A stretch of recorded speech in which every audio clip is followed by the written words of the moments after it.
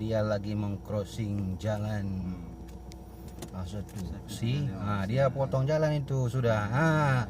Itu sudah kan.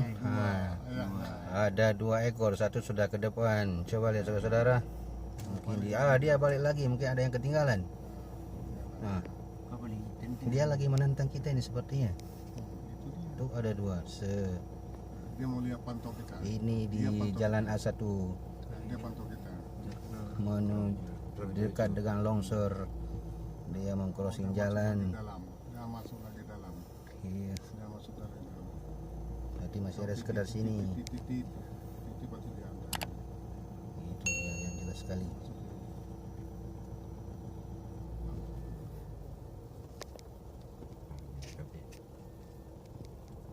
Apa beladi bertiga? Nama gede yo. Tak gede. Titik aja. Titik. Titik tak pelam le.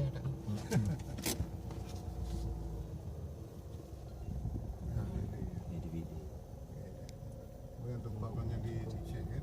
Daerahnya je lah. Daerah kebun lili yang tepi men. Makaji mantang ini nampak kan. Nah jambu nya ujin ni.